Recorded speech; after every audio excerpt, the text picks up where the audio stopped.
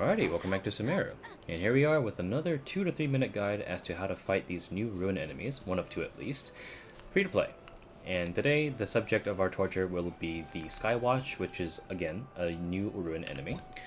As you can see here, Ruin Drake is going to be one of those things where it may potentially absorb the element that you applied to it beforehand, because a specific move that it does is that it spins its head, stares at you with its eyes, and then does this big orb thing and rains upon some sort of like orb attack AoE thing. The only way you can prevent this is just to shoot it in its big glowy parts, which again, it exposes when it tries to do this, so it really isn't that difficult. I just shoot it in its head because Amber mains are goated. Now, the only thing that I have to say about this boss is that there are some moves that it does where it won't give you any warning, rather it won't let you shoot it. So basically, just shoot it in its face and you should be good to go. And also, by the way, Collei is actually a permanently free-to-play character, at least coming in 3.1. She is rumored to be part of Floor 4 of Abyss, so if you already have beaten Floor 3 for Xiangling, and you haven't beaten Floor 4 yet, she will be there waiting for you. Be sure to get her, she's actually pretty fun. So let's talk about Amber really quickly, and let's just see what this guy does to us. Amen. And it's already done. For the record, I don't think it has a different downtime between shooting it in its head and shooting it in its chest. But be wary that if you miss once, you probably will get another chance to shoot it again. So just be ready to dodge when it does that. Here's the big move that it warns you about. Just shoot it in its head again. That's pretty much all of it. I'll show you the whole like resistance of the elements later, but as for now, this is literally how you deal with the boss. Just shoot it. Sometimes it would do some like machine gun strafing run like this, I think. Onto the side. Literally, that's it. Nothing whatsoever intimidating about this boss. Shoot in its core again. And just rinse and repeat if you haven't killed it already. It can also be taunted by Baron Bunny and other taunts, so in case if you feel rather unsafe, maybe you're on mobile or something laggy, I guess toss this. I can literally step to the side. See? And that's the only close quarters move it actually has. Okay, so let's see what happens when it absorbs my attack.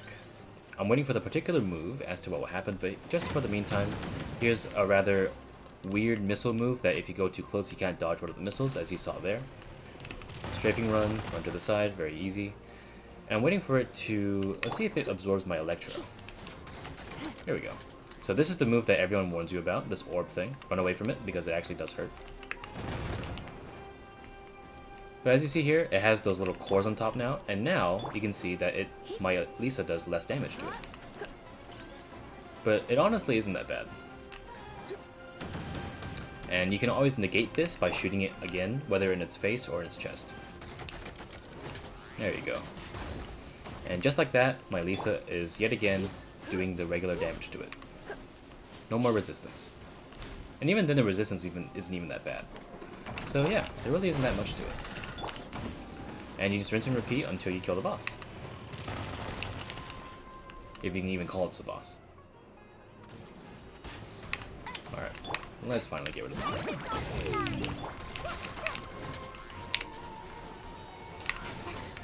You have a pretty big window, by the way, to shoot that as well, as you saw there. So it really isn't a problem.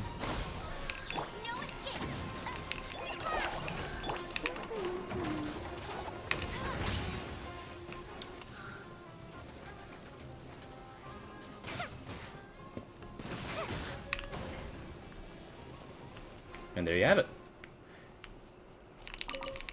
Easy. Alrighty, welcome back to Sumeru, and in the previous video I covered the Ruin Drake Skywatch, and today we'll be covering the Ruin Drake Earthguard. And it basically just is the on-the-ground version of the Skywatch, so the tutorial shouldn't take that long, but there are some mistakes that people make, and I'm going to clear out that these things are not that difficult to deal with, rather they're just big dino nuggets. So don't get too close to it, obviously, because it starts doing that weird shit. But the majority of the things you want to do is just wait for it to expose a core and shoot it in its head. Like this. Now, if that would have been able to, say, run its course and I missed my arrow or something, it will absorb, say, my pyro, and it will be able to resist my pyro damage, but you can always cancel it out by just shooting it in its head again. Or whatever. but this move is also pretty relatively easy to dodge, and in general, it has very little moves in general. You know what? Let's test it out. Let's apply some Pyro. So now, I do much less Pyro damage to it. Amber does not normally do this little damage. But yeah, if you want to be daring, as I just did right there, as it's charging at you, you can shoot it in its head. But if you miss, let's just say you're in for a very painful ride. But again, same thing. Literally nothing changes. I just set it ablaze. Now, just like any other non-boss enemy, Amber can taunt these. Same with Tinari, same with Mona. And all you gotta do is just, if you feel like you need some breathing room, toss some bunnies at it. Should be fine. But let's just kill it for now, because it isn't really doing much. Come on, you gonna do it at me again, huh?